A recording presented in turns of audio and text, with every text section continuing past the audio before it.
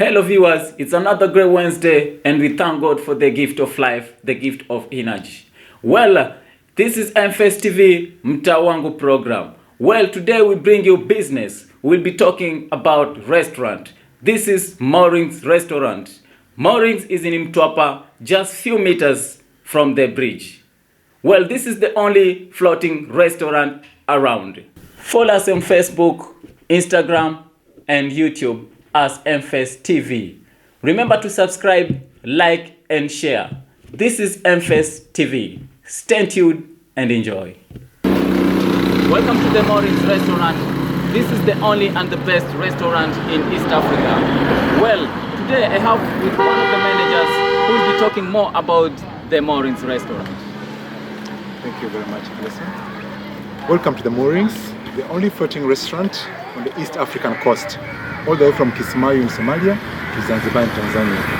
Welcome. My name is Francis and I'm the manager. To locate us, you take the first turn from the Mombasa Marine Road if you're coming from Mombasa, and you take 800 meters down to the Moorings. Well, I have good time with the manager around here today, so sit down, relax and enjoy this session.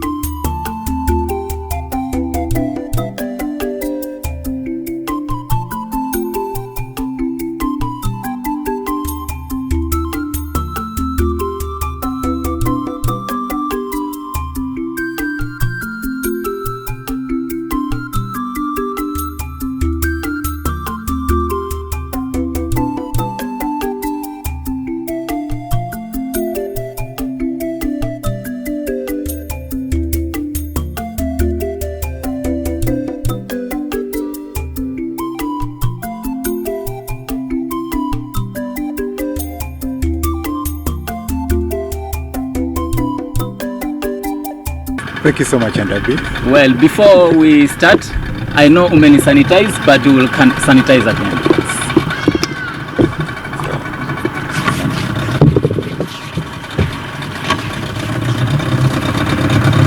My name is Francis Wakesa, and I'm the manager at the Moorings.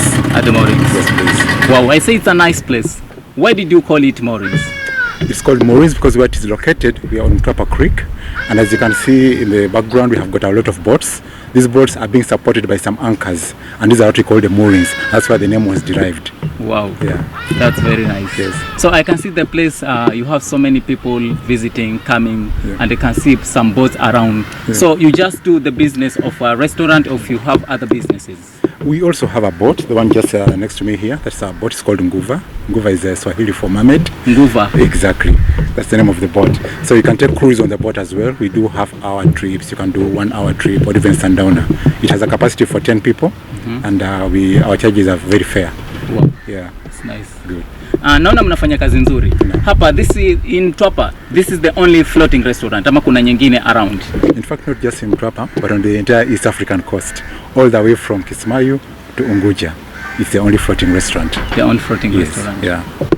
Sawa sawa. Na hapa Mr. Wekesa, what kind of clients do you normally get? We get mixed clientele. We are a tourist restaurant, but from the post-election, the 2008 clashes, we have had a big reduction from the local international tourists. So we are mostly getting local tourists at the moment. At the moment? Yes. Wow. Yeah. Has Corona affected you so much? It has. Corona has really been a challenge for us because it affected our business negatively. We used to have a lot of business, and you know what the government has put in place to control the spread of Corona has affected us in a negative way. We do support the government, and we know that it's a good thing, but on the other hand, we are not able to employ, for example, most of our workers at home on unpaid leave, because with the reduced business, we are not able to support them or sustain them in business. Because as you know, the curfew is from 9 p.m. and restaurants are only allowed to operate up to 7 p.m. Ours is the evening, usually our peak time, because most people come to the restaurant, especially weekdays, they come only in the evening. So because now we have to close by 7, we are missing out on that business. And therefore, so for you it's very tricky. It is a challenge. Yeah. But normally before Corona, what time do you normally operate? Before Corona, we used to work up to 11 o'clock in the night. Up to 11? Yeah, but now because of Corona, we have to close by 7. And by daytime, we don't get much business during the weekday. Yeah. Maybe weekend, but for the weekdays, it's really a challenge. Yeah. And I can see in your program you normally have a karaoke on Saturdays. We do. I saw in your program. Exactly. How do you work with the karaoke? Okay, we used to have the karaoke before Corona. It used to happen from 7 up to midnight, 7 p.m. to midnight. But now because of the karaoke and because of the conditions that we can't be operating after 7 p.m., we have to reach in the afternoon. So it is from 1 p.m. now up to 6 p.m. And still people enjoy it. Wow. So, yeah. Wonderful. Yeah. Okay, and what kind of foods do you normally cook here for the clients?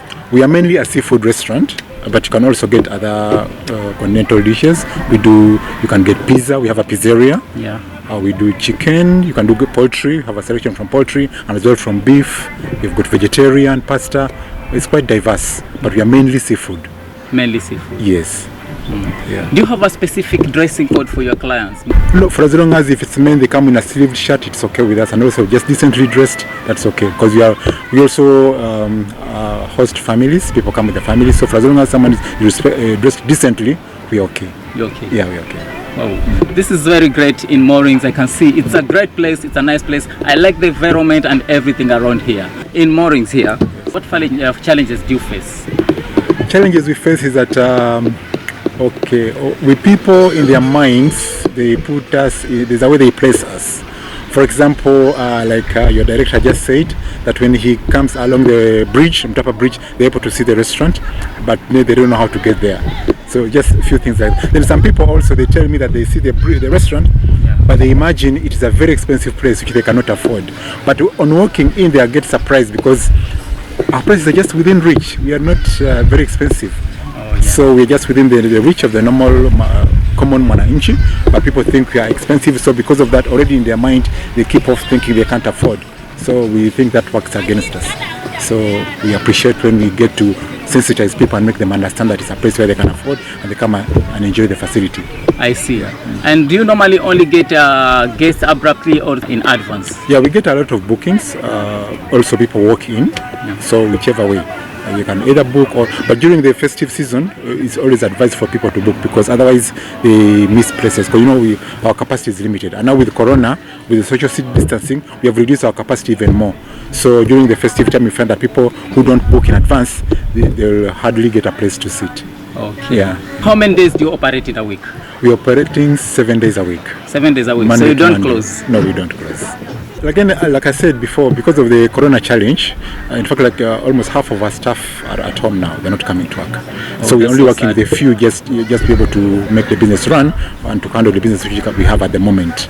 So we are not on full capacity in terms of our labor force. Yeah. So the ones who are here, we are doing a straight shift because before we were opening from 10 in the morning up to late at night, 11 p.m. 11. So you find that we had shifts. So there are people who used to come in the morning, maybe work up to about 3 in the afternoon, take a break and come back again at 6. And then the other shift to come, just report in the afternoon at 3 o'clock. Then we all close together at 11.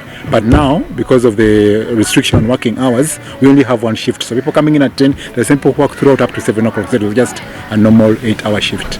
So, wow, I can see Corona has affected you a lot. It has. Yeah. I think you'll have to take me around so that I can see more about Moorings. Okay, you're welcome. Thank you.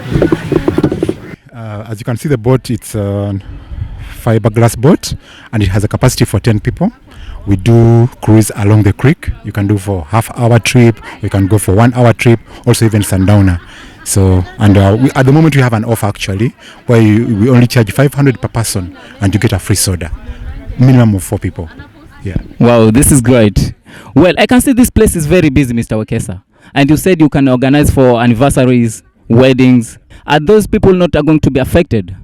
No, even though now like I said earlier, we are affected by the corona because of the social distancing. We have reduced our capacity. Now we can carry up to 60 people. That's our capacity at the resort. So for as long as you have done an advance booking, we know you are coming. You tell us the number of people you are coming in your group. Maybe it's 10 people or even 20. We can organize to seclude a place for them where they can sit, so that they don't interfere with the others, and then they can have a good time. Okay, we have a website, we have got we are on social media, we have an Instagram page, we have a Facebook account, we have a Facebook page, we even on Twitter. So, and also via telephone, you can contact, just call us during our office hours. We open from 10 in the morning up to 7. You can just call and make a reservation. On Instagram, we are called Moorings Mtwapa. On Facebook, we are Moorings Kenya. And on Twitter, we are Moorings Mombasa. Wow. Have you been working here for long? Yeah, I've been here for long. Since 2006. 2006. So you have more than 10 years. That's right. Okay. What advice will you give to the youth? Maybe they want to start like a business, something like that. Yeah, it is a good idea. I mean, you can approach banks for loans, or if they've got their own capital, they can with the food industry. You cannot go wrong because people will always eat. Even in Corona time like this, people eat. In fact, for us during even Corona, we were trying to do takeaway. You know, people can just call and we can deliver food to them because they could not come because they have to stay home. Yeah. You know, at that time when you have to stay home, you can't go out. So people just call and we can send a rider to deliver food for them. So food is a good business. At the moment, you're only doing it within Mtwapa, and we don't charge any extra. They just pay for the food only. We do free delivery within Mtwapa. So within Mtwapa is free delivery. Wow, that's very great. Okay, tell us more about yourself and the management around here. Okay, myself, I've been, like I said, I've been here since 2006. That's up to now, and we are about 3 of us in the management, colleagues we work with. The restaurant itself, we have a staff of about 30 employees all together, but like I said, of course, they come in shifts. So at the moment, like I already mentioned, we are not working to full capacity because of the level of business being low and sustenance. So there's only a part of us who are working, and the rest are still on unpaid leave until when the situation improves. Wow. Yeah. So that's a bit tricky for those people who are on unpaid leave at the moment. Thank you very much, Mr. Wekesa, for interviewing you, and I'm very happy to be with you. Thank you very much. This is MFest TV.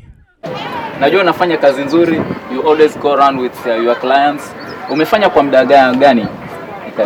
Nimekuwa kwa Moorings for about more than 10 years up to now. More than 10 years. More than 10 years. Na kazi yako unaona vipi? Iko na challenges ama iko tu sawa? Kazi yote haikosi challenges. Zote haikosi. Hata kama ni kidogo lakini ziko. Especially this time of COVID. We have been losing some business, but we are struggling. Sawa.